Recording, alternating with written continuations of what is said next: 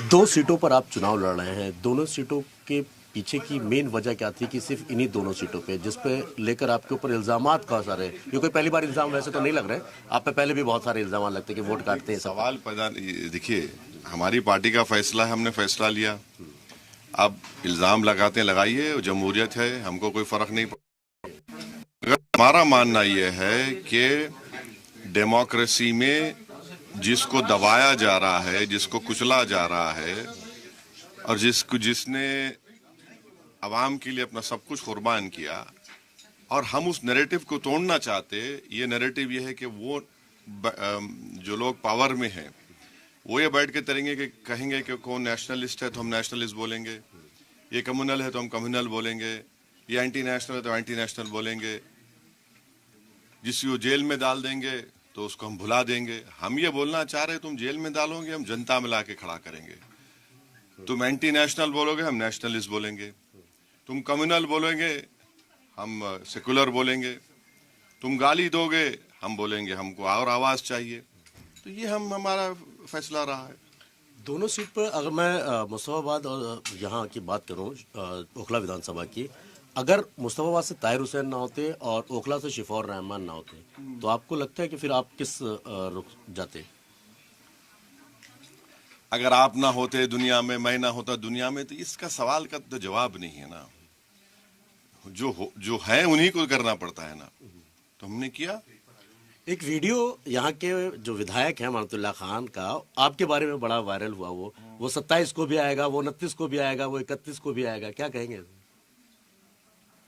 27, अब तो हम 25 में हैं, 2025 में हैं। वो सही कह रहे हैं, हम 25 में भी हैं, 27 में भी आएंगे, 2027 में, 2029 में भी आएंगे। आएंगे, बराबर आएंगे। कह रहे कि ये तो सीट बीजेपी को देने के लिए वो लोग जद्दोजहद कर रहे हैं। उनका जो लीडर छोटा रिचार्ज है उसको कुछ नहीं कह रहे हैं। उसने आरएसएस को लव लेटर लिखा।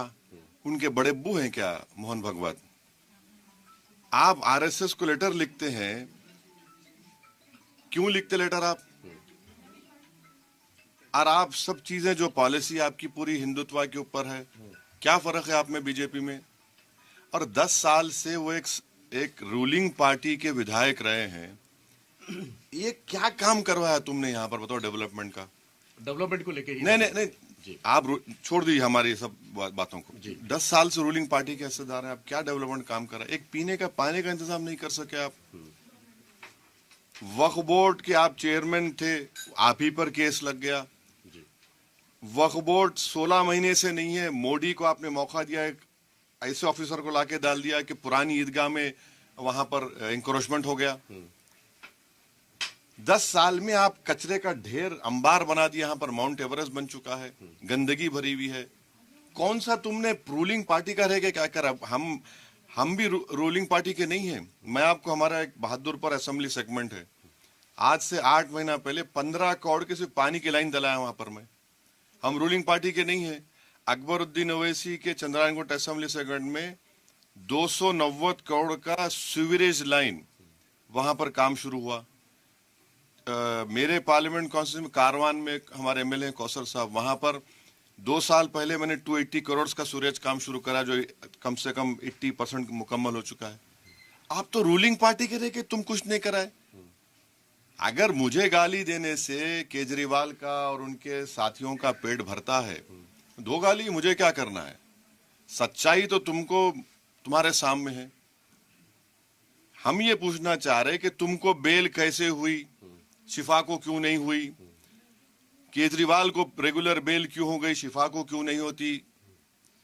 सिसोदिया को बेल हो गई 14 महीने के बाद। 5 साल से कई ओखला के बच्चे जेलों में सड़ रहे, उनको क्यों नहीं होती? आपको इसमें क्या कॉन्फ्लिक्ट नजर आता है? नहीं, क्यों नहीं हो रही? मेरा सवाल है भाई, ओखला की जनता हमसे सवाल कर रही है।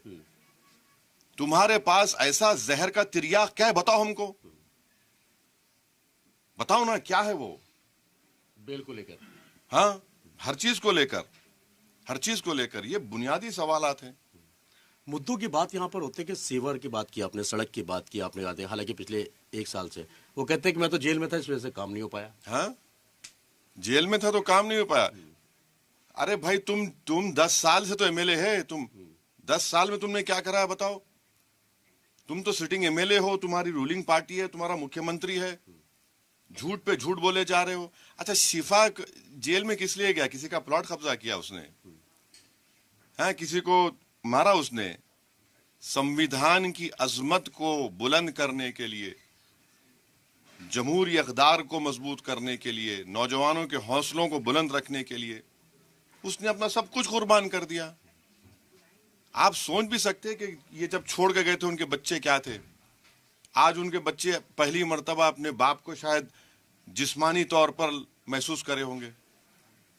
क्या बात कर रहे हैं, मैं नहीं था? अरे तुम्हारी रूलिंग पार्टी तो थी, आरोप तो उस पे भी लगे थे। रूलिंग पार्टी तो थी, तुम रूलिंग पार्टी के एमएलए हो और तभी तुम नहीं कराए काम। आरोप तो अरविंद केजरीवाल पे भी लगे, फिर उसके बाद जेल का अलग अलग आता है। कहा जा रहा है कि दोनों दिल्ली दंगे को आरोपी को सिर्फ असदुद्दीन ओवैसी ही देख सकते हो, इसी वजह से टिकट दिया गया। मैं यही करना, इस नैरेटिव को हम तोड़ेंगे। कोई पावर में बैठने वाला ये एजेंडा तय नहीं करेगा कि बस इस तरह देखो, हम नहीं देखेंगे तुम्हारी तरह। हम जो सच्चाई है उसको बयान कर, सच्चाई यही है, तुम तय करोगे। तुम बोलोगे ये सेकुलर है, ये कम्युनल है, ये नेशनलिस्ट है, ये एंटी नेशनल है, ये देशभक्त है, ये देशभक्त नहीं है। CAA कानून के खिलाफ प्रोटेस्ट करना क्या गुनाह है? पूरे हिंदुस्तान में हुआ था। फिर गुनाह है क्या? इसी जामिया के एक बच्चे की आंख चले गई थी, पुलिस की लाठीचार्ज हुई थी, उसमें कोई बोला उसके बारे में? कोई बोला उसके बारे में? तो ये चीजें हैं, ये इंपॉर्टेंट मुद्दे हैं। आज आप सभा कर रहे हैं शिफा रहमान को लेके और करते हैं, क्या उम्मीद लग रही है खासतौर पर ओखला की आवाम से आपको? अल्लाह से उम्मीद है हमारे को, इंशाअल्लाह। अल्लाह से।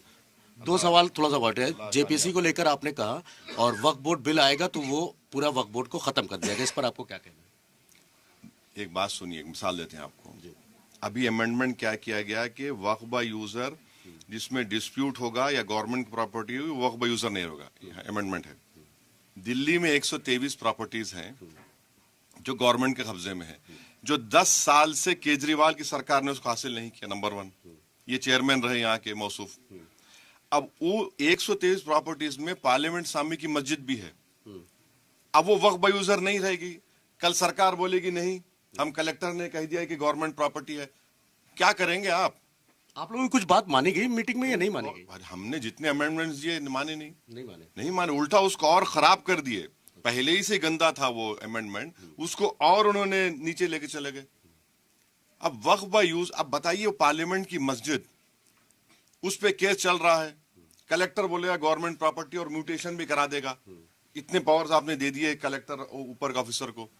अब मौलाना मुहिबुल्लाह कहां जाके नमाज पढ़ाएंगे? लोग कहां नमाज पढ़ेंगे?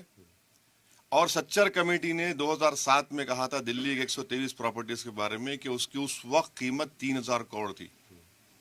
तो आज उससे 10 गुना ज्यादा होगी। यही तो हम कह रहे हैं।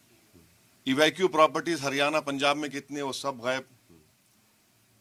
और अभी आपने एक्स ऑफिशियो मेंबर भी नॉन मुस्लिम रह सकता है, मेंबर से हट के, वो भी कर दिया आपने अमेंडमेंट। फिर आप 5 साल का मुसलमान कह रहे हैं कि आप, आपने सबसे पहले एतराज भी आपने किया था। 5 साल का मुसलमान का कह रहे हैं कि आपको डेमोन्स्ट्रेट करना पड़ेगा। किसको डेमोन्स्ट्रेट करो? मैं मोदी जी को? वो तो हर बोल दिए कि कपड़े देखकर पहचानो, तो डेमोन्स्ट्रेट क्या करेंगे हम? डेमोन्स्ट्रेट क्या करेंगे? मैं मुसलमान हूं, अब मुझे जाकर कहना पड़ेगा मोदी जी अल्लाहु अकबर मैं नमाज पढ़ रहा हूं, अल्लाहु अकबर मैं ज़कात दे रहा हूं। आप कौन होते भाई? और क्या हर दूसरे रिलीजन में आप डेमोन्स्ट्रेशन देखते? तो ये जो अमेंडमेंट जो बीजेपी ने मूव किए उसमें ये है। बजट पे आपका क्या कहना? आज भाषण हुआ, आज बजट कल आएगा। चलिए, बहुत बहुत शुक्रिया हमसे बात करने के लिए। साफ तौर पर जिस तरीके से असदुद्दीन ओवैसी साहब ने आपने साफ रुख कर दिया कि चाहे मुस्तफाबाद हो या फिर कहीं ना कहीं ओखला की क़यादत, अपनी क़यादत अपने हाथ में रखेंगे, किसी के सामने चाहे वो कितने भी इल्ज़ाम लगाए झुकेंगे नहीं। सैयद मुबश्शिर, सलाम।